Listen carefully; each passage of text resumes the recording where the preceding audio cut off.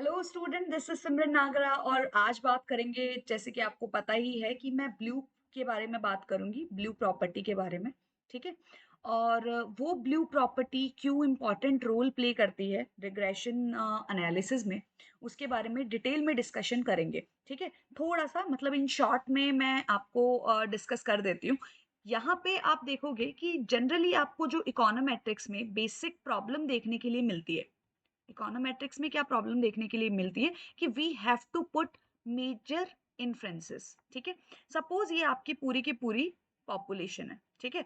और पॉपुलेशन है और यू हैव टू डिटरमाइन कि भाई आपका वेज क्या है। ठीक है। और ये बेस्ड आपका है किसके ऊपर? आपका मान लो अल्फा प्लस बीटा और एजुकेशन से आप रिलेट कर रहे हो, सपोज ये पॉइंट। ठीक है। तो this would be your equation. तो इसमें आपको क्या दिख रहा है? ये आपका पूरा का पूरा पॉपुलेशन है। मैंने क्या बोला, इकोनोमेट्रिक्स में क्या प्रॉब्लम है कि आपको एज अ होल पूरा का पूरा डेटा नहीं मिलेगा। ठीक है। So that you need to take various samples out of it. ठीक है। बहुत सारे सैंपल्स आप कलेक्ट करोगे। ठीक है।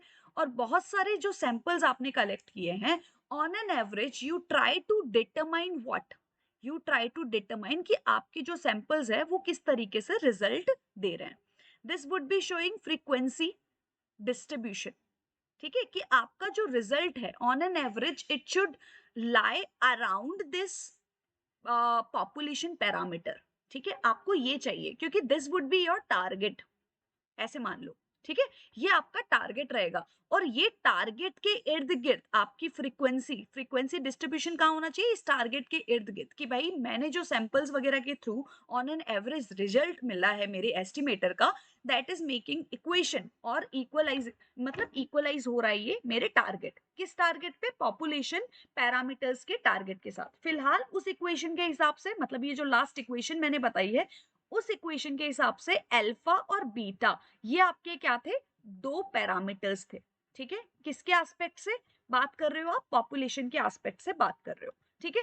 तो ये आपका अगर पॉपुलेशन पैरामीटर्स के आसपास आ गया तो this would be your unbiased result. ठीक है। ये अनबायस्ड एस्टिमेटर हो जाएगा।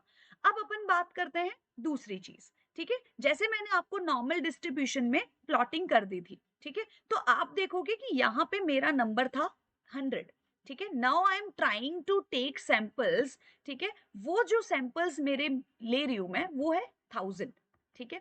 Again I am taking the sample for 1 lakh. ठीक है। या फिर 10,000 मान लो। ठीक है। ये अंदर वाला क्या हो गया? 10,000।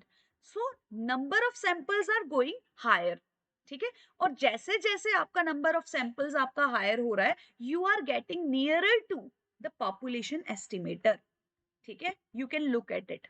ठीक है। ये फ्रीक्वेंसी डिस्ट्रीब्यूशन और यू आर गेटिंग नियरर, उतना ज्यादा आपका कंसिस्टेंट हो जाएगा कि हाँ भाई जो आपने प्लॉटिंग की है एस्टिमेशंस की वो बिल्कुल कंसिस्टेंट है।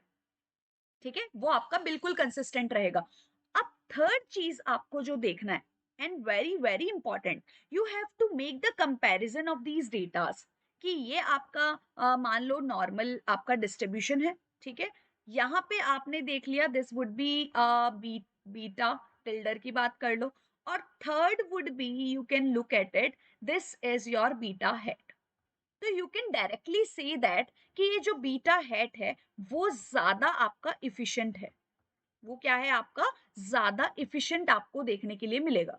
क्यों? क्योंकि शायद यहाँ पे नंबर ऑफ सैंपल ज्यादा है। ठीक है। यहाँ पे स्प्रेडनेस कम है, कहने का मतलब यहाँ पे जो वेरियांस है, ठीक है, वेरियांस आपको कम देखने के लिए मिलेगा। तो कम वेरियांस से आप इफिशिएंसी डेवलप करते हो। तो फर्स्ट आपने अनबायस्ड रिजल्ट देखा। ठीक है। सेकंड आपने देखा कंसिस्टेंट रिजल्ट, जो नंबर से आप स्टैब्लिश कर रहे हो। ठीक है। थर्ड आपने देखा इफिशिएंसी। ठीक है। और which is getting nearer to population parameter. ये तीन चीजें। ठीक है। अब बोलोगे मैम आपने लास्ट वीडियो में भी कुछ ऐसा ही बताया था। यस, लेकिन उसमें डायग्राम्स की एक्सप्लेनेशन नहीं थी। ठीक है। तो ये ब्लू एस्टिमेटर है क्या? B is for best. और बेस्ट को आप डिफाइन कैसे करेंगे? Your estimated should be in efficient enough. तो आप जो बीटा हेड की बात कर रहे हो वो आपका फिलहाल जो मैंने दो तीन कंपैरिजन किया है वो सबसे ज्यादा इफिशिएंट है, तो बेस्ट फिट हो गया। ठीक है। जो कि इलेबोरेट कर पा रहे हैं, yes we are near to population parameter, ठीक है। सेकंड है आपका देखने बेस्ट लीनियर, लीनियर होना चाहिए, ठीक है। ये मैंने बता ही दिया था आपको कल कि लीनियर इन पैरामीटर्स, ठीक है। और आपको बेस्ट का मतलब आप इफिशिएंसी के साथ लगाएंगे। अब आप बात करते हो अनबायस्ड, ठीक है। अनबायस्ड का मतलब क्या होता है?